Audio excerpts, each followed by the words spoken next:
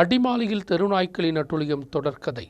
Market junction, பேருந்து நிலையம் உட்பட உள்ள இடங்களில்தான் இரவு பகல் பாராமல் தெருநாய்க்கள் சுற்றித் திரிந்து பொதுமக்களுக்கு பீதி ஏற்படுத்துவது. அடிமாலி பகுதியில் தெருநாய்க்களின் அட்டுழியத்தை கட்டுப்படுத்த நடவடிக்கை வேண்டும் என்ற கோரிக்கை வலுவடைகிறது. இரவு பகல் வித்தியாசம் இல்லாமல் தான் தெருநாய்க்கள் டவுனில் சுற்றித் திரிந்து பாதிப்புகளை ஏற்படுத்தி வருவது. மார்க்கெட் ஜங்ஷன், பஸ் ஸ்டாண்ட் மற்றும் சுற்றுப்புற பகுதிகளில் தான் தெருநாய்கள் அதிக அளவு சுற்றித் திரிவது. அந்த நாய்களை பிடித்து வேறு இடத்தில் கொண்டு செல்ல வேண்டும் என்பதுதான் கோரிக்கை. അടിമാലി ബസ് സ്റ്റാൻഡ് പരിസരത്ത് ഭയങ്കര തെരുവുനായി ശല്യമാണ്. ഇവിടെ നിന്ന് യാത്രക്കാർക്കും ഈ സ്കൂളിൽ പോകുന്ന വിദ്യാർത്ഥികൾക്കും പ്രായമായ ആളുകൾക്ക് ഒന്നും ഇത് നടക്കാൻ പാടില്ലാത്തൊരവസ്ഥയാണ്.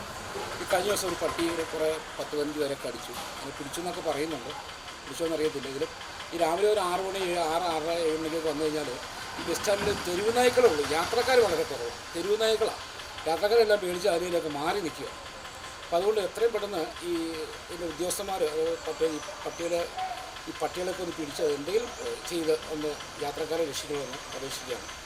தெருநாய்க்களின் எண்ணிக்கை அதிகரித்ததை தொடர்ந்து இரவு நேரங்களில் டவுனில் பயணம் செய்ய இயலாத நிலை தொடர்கிறது. கூட்டமாக வரக்கூடிய நாய்கள் பொதுமக்களை தாக்க முற்படுத்துவதும் தொடர்கதையாகவே உள்ளன. நாய்கள் இருசக்கர வாகனங்களுக்கு மீதாக பாய்வதும் விபத்துகள் ஏற்படுவதும் தொடர்கதை. உடனடியாக தெருநாய்க்களை கட்டுப்படுத்த பஞ்சாயத்து தேவையான நடவடிக்கையுடன் முன் செல்ல வேண்டும் என்பதுதான் கோரிக்கை.